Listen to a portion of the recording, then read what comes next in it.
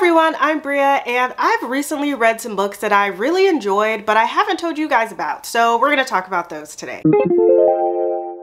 And in this context, recently is subjective, because when I say recently, I mean probably like the last 6 months. And so there are 9 books on this list, and I'm just gonna break them out by genre. We'll have markers down below, so if you're just like, I don't even want to listen to the 30 seconds of nonfiction that she has to talk about, just go ahead and skip it.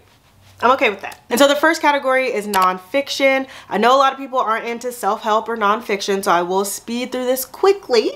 And it's probably a book that you have heard of before, and that is The 7 Habits of Highly Effective People. I read this as part of a book club at work, and I really did enjoy it. I feel like this is the end-all be-all of self-help books. So if you are interested in self-help and you really just want to pick up one book, I would recommend this one. I think a lot of self-help books pull from a lot of the principles that are talked about in this book. And while everything in this book to me was very helpful, and I think you'll take different things from it depending on where you're at in life and where you're just trying to like grow and build yourself in. And while there were 7 habits, there were definitely a few that stuck out to me. And so one thing that I'll share that I really got out of this was just the idea of weekly planning.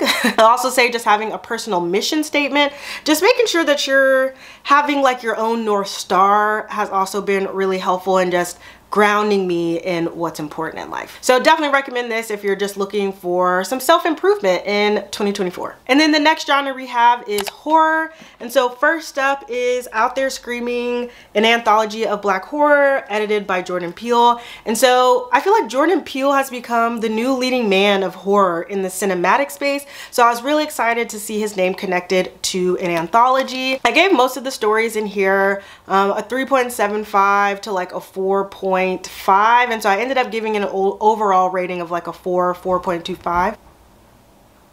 Sorry, something just scared me. There's like these noises in the ceiling. Give me a second. Okay, I'm back. I don't know why that just jumped me so much, but this book has a wide range of stories in there. So the stories range from like a cop who sees headlights as actual eyes, and those eyes tell him who he should be pulling over.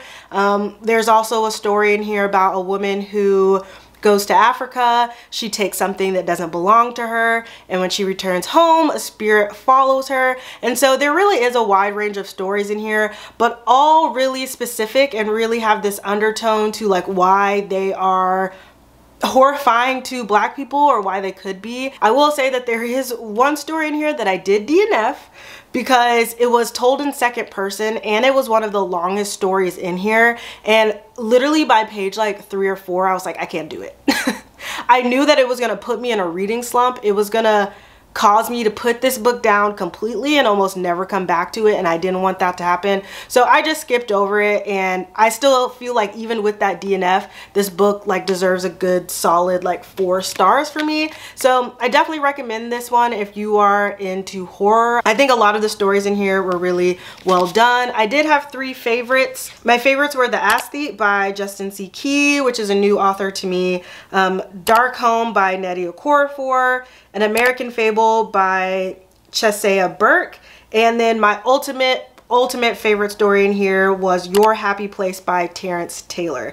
I really could have gotten like a full novel out of Your Happy Place, but overall really enjoyed this one. So the next and last book in the horror genre is Dead 11 by Jimmy Giuliano. I originally read this book as part of a failed vlog where I was going to read some of the Goodreads Choice Awards that were already on my TBR, but the video just fell apart. So here we are. And so this is about a woman who loses her son, and as she's going through his room one day, she finds the word Clifford Island written on his floor. And so Clifford Island is a place where everybody is stuck in 1994. Like the way they dress, the lack of technology, and it's apparent that the residents there are actually living a specific day in 1994 over and over again. And so she goes to visit Clifford Island, obviously because she is interested to see like how it's connected to her dead son, but then she goes missing. So then we follow her brother, who then tries to go find his missing sister, and he starts to uncover like some of the mystery and lore around Clifford Island. And I really enjoyed this book because sometimes I feel like with horror books, the ending can be explained away, or the horror part of it can be explained away by something very mundane, and I feel like that wasn't the case with this book, which I really enjoyed. So yeah, I think if this is something that you're interested in, if you like really love like nostalgic vibes, which I really do, then I think you will enjoy this one as well. And then next up we have sci-fi fantasy. And so first up in sci-fi we have The Measure by Nikki Erlich. So in The Measure, it seems like a normal day when everybody who lives on planet Earth over the age of 18 gets a box delivered to them. And in this box there is a string, and everybody's string has varying lengths, and nobody knows where these boxes come from, but people start to realize that the length of your string directly correlates with how long you're going to live. So obviously people start to freak out, but we follow the perspectives of a few different people in here. So there are people who have a short string, people who have a really long string, and then we also learn about someone who just decides to not open their box altogether. And so it's really interesting not only to see how people make their decisions day to day based on the length of their string, but also how that impacts like their relationships and the people around them. And based on the premise and how this book was set up, it really had the recipe to be a favorite of all time. And I say that because the structure of this really reminded me of The One by John Mars, which is one of my favorite books ever. However, this just didn't have the gut punch that I was really hoping that it would. So it didn't get a 5-star for me, but it definitely got like a 4.25, a 4.5. And I really considered putting this in my top 10 books of the year, but it just didn't quite make it there. But I definitely recommend this to just about everyone. The premise is just as interesting as it sounds. I think the storylines were done really well. And it kind of puts you in a mindset of like, if I knew how long I was gonna live, how would I live my life? And this next book is a fantasy book that I'm sure you've heard of, that has just been steamrolling the book community in general. But I have a sense of FOMO, so I was like, I also want to try to read this book. And that is Legends and Lattes by Travis Baldree. And I can definitely understand why people are enjoying this one so much. So this is really like a low stakes, cozy fantasy about an orc who decides to open up a coffee shop after she retires from being kind of like a hitman or assassin. And along the way, she really meets these creatures that help her turn the coffee shop into like her dream space. And like the friendships that are created in here and the relationships that are created were really just so sweet and special.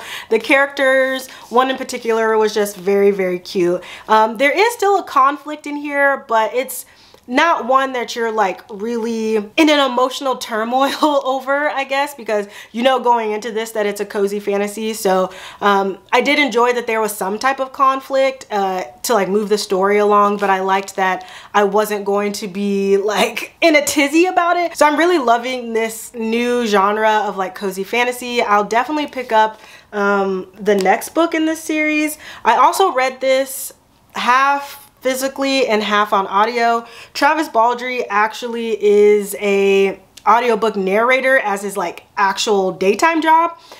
So the audiobook was really done well. So if you're gonna pick this up, I'd also recommend trying out the audiobook if you are someone who likes listening to audio. And then the next category is thrillers. I have 4 books in this category, and the first up is The Only One Left by Riley Sager. And this follows a woman who ends up being a caretaker for a woman who people think killed her entire family when she was a teenager, but the cops just haven't been able to prove it. This woman is now mostly paralyzed and doesn't really talk too much, but then when the caregiver comes, she starts to want to tell her story. And so she starts to use a typewriter with just like one hand to try and tell her caregiver what actually happened all those years ago with her family. There's almost this like gothic and dark atmosphere around the entire story, which I really enjoyed. I also tend to like premises that revolve around like a sole survivor, even though that's a very like loose premise. premise in this book, it was still something that had me initially intrigued when picking this up. And as per usual, Riley Sager had some really entertaining like twists and turns in here. And while this isn't my favorite Riley Sager, and I could tell that because as I was like sitting down to film this, I really couldn't remember all of the details of this book, which kind of just tells me like, okay, this wasn't like your favorite, but it was entertaining in the moment. But at least like when I put this book down, I was like, this is the Riley Sager I know and love. Because after Survive the Night, I feel like we've kind of had a little bit of a rocky relationship, but I ended up giving this 4 stars. And so next up is 13 by Steve Kavanaugh. And this was a book that I had on my TBR for years, but never owned physically. And honestly, after reading the tagline, the serial killer isn't on trial, he's on the jury, I read that and was like, yeah, give me that. And so I actually ended up picking this book up when I was in Ireland. And so I started this new tradition that when I travel to a different country, I try and pick up a book from an author that is from that country. And turns out Steve Kavanaugh is from Ireland. And I went to Ireland over the summer and I saw this book sitting on a table of like Irish authors. And I was like, yeah, you're coming home with me. And so I'm really happy that I got to pick this one up. The tagline of this really is the premise of the book, so I won't give too much more detail into that. But part of this book is set in a courtroom, and I love a courtroom setting book. And so that really just added this like atmospheric element that I really enjoyed. And I do really think this is an original and interesting premise for a book. However, I was a little concerned going into it that there wasn't going to be enough like shocking or thrilling elements, because we know going into it that the person on trial is innocent and that the serial killer is on the jury. So I was a little concerned going into it, like what twists are there really going to be? But don't worry, there were some twists. It still kept me hooked all the way through. And after reading this, I definitely want to pick up more of Steve Kavanaugh's works in the future. And I ended up giving this 4 stars. And so next up we have Happiness Falls by Angie Kim. And this was also part of that failed Goodreads video. But Happiness Falls follows a family whose father goes missing. And the only person that would know what happened to him is the son. But the son has Angelman syndrome and autism, and he's nonverbal. So in this story, we do focus on the family trying to communicate with the nonverbal son to try and piece together what actually happened to the dad. But as the story goes on, we learn that maybe the dad has some secrets. There's just some things that like the rest of the family doesn't know about. And like the pacing of this book was fantastic. This book was just like so readable, and I'm not saying any other book isn't readable, but just the way that the story was told, the fact that you were invested in the son trying to communicate, but you were also invested in like the mystery behind the missing dad. It was just all just came together so well. I think Angie Kim does a really good job of discussing people with disabilities and how it impacts their families, and doing it in a way that feels very natural. And this was another book that was really close to making it into my top 10 books of the year. However, it didn't. There's just a lot of good books that I read this year, but I did give this a 4.5 star, and I will continue to pick up Angie Kim's work. And then the last book we're going to talk about is Wrong Place, Wrong Time by Gillian McAllister. And so we learn about a mom who watches her son murder someone, but she knows that her son like isn't a killer, and so she's really confused about why this has happened.